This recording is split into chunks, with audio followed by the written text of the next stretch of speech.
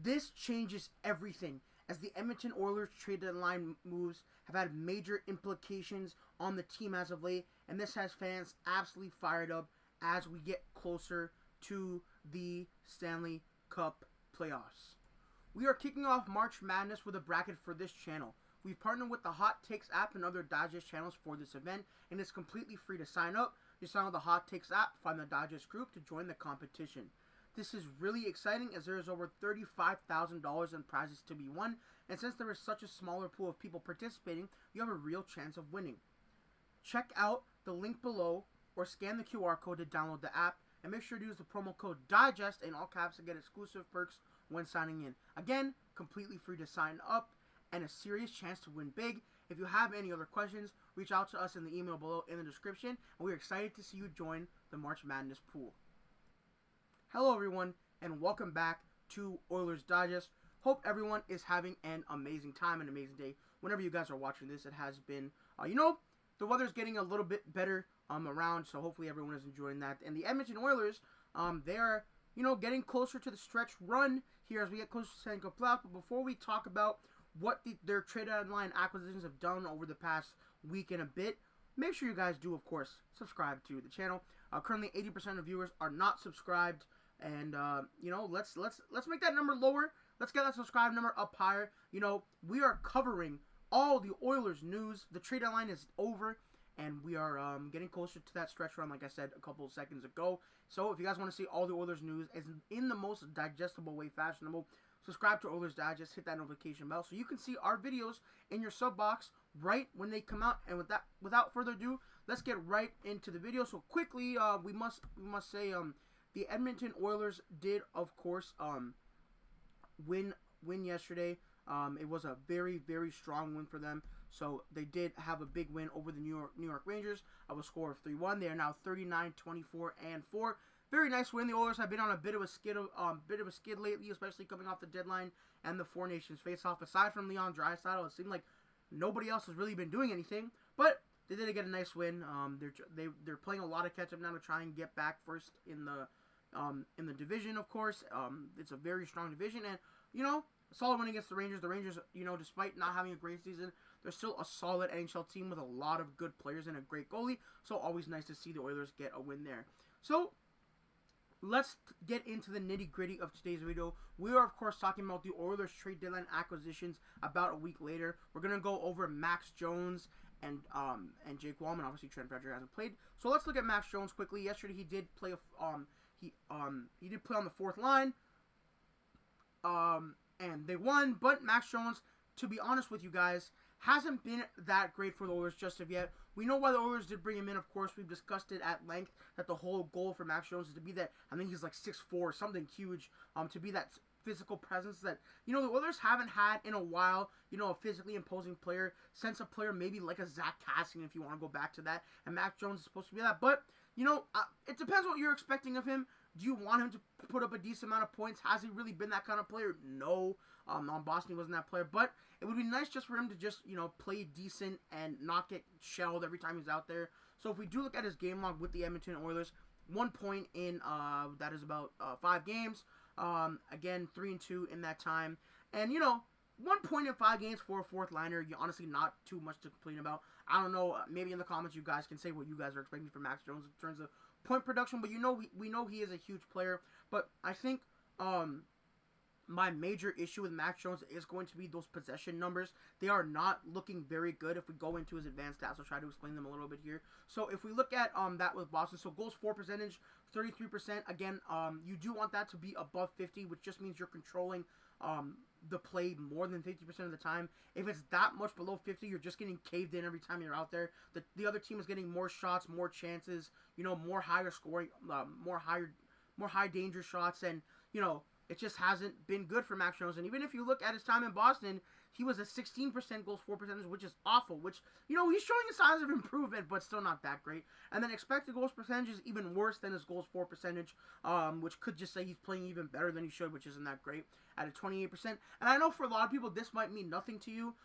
This might mean, like, what is this person showing me? But I think for someone maybe you might not be able to catch every Oilers game. You might be interested to see what's going on. This is an okay indicator if you can't get to watch of how he could be playing.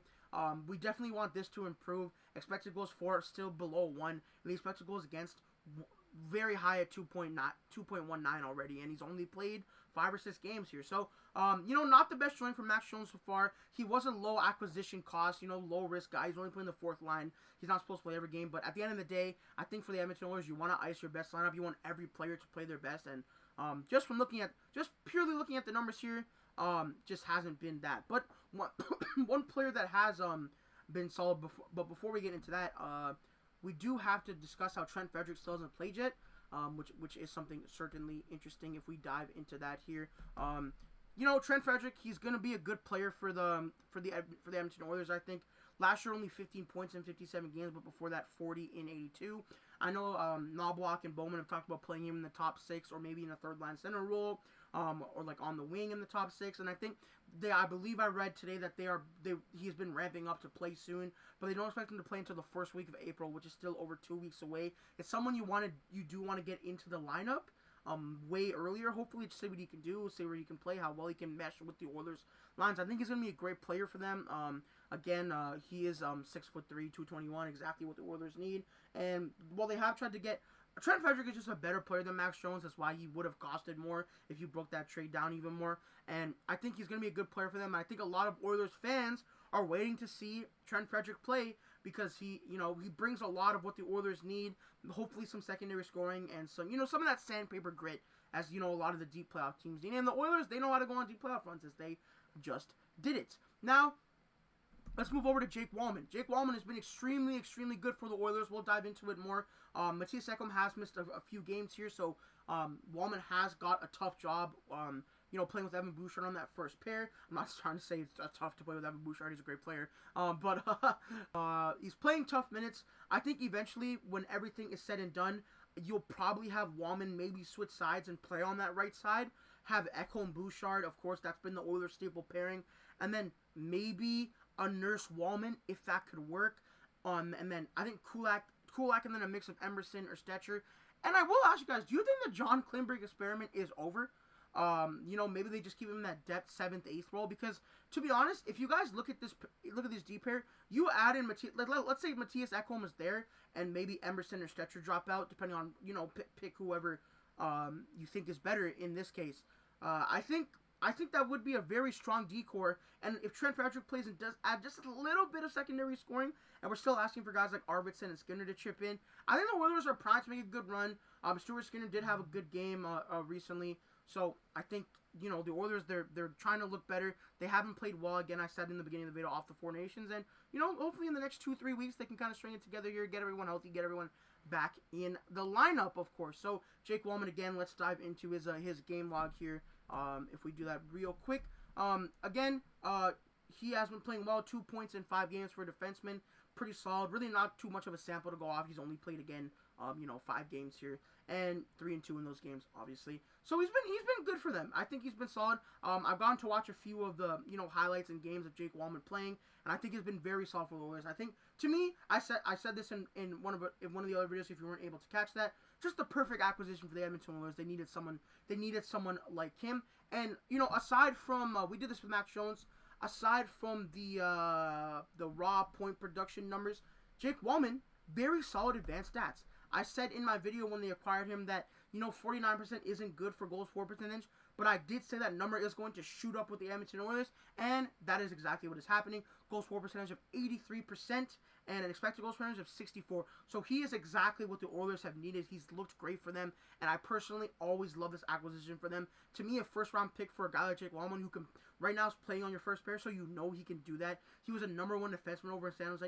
Obviously San Jose wasn't that good. They were the first team to be mathematically eliminated from the playoffs yesterday. But I think a smart player, a great player, and whether he's going to play with, if they think the Bouchard thing is going to work, maybe they'll do that. But I do think he'll end up on that second pair with a Darnell Nurse or someone. I think he's a good enough defenseman and a smart enough defenseman to play on that offside need be.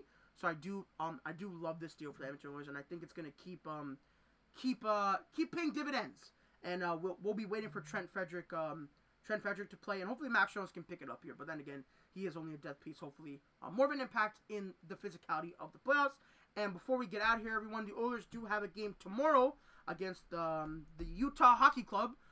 Tomorrow at in Edmonton. So hopefully they can get a win there. Utah has, they're kind of fighting for a playoff spot. We don't know how likely it is, but hopefully the Oilers can get the win, keep the good vibes going, and hopefully the goalies keep playing well as well. And everyone, with that being said, hope you guys did enjoy the video. Let me know in the comments, are you guys liking the play of Jake Walman and Max Jones so far? Do you think the Oilers should have done more at the trade deadline given what we know so far? And where do you think Trent Frederic will play once he comes back? So everyone, hope everyone is doing well, and subscribe to the channel if you haven't. We'll see you guys in the next video. Peace out. Have a good one.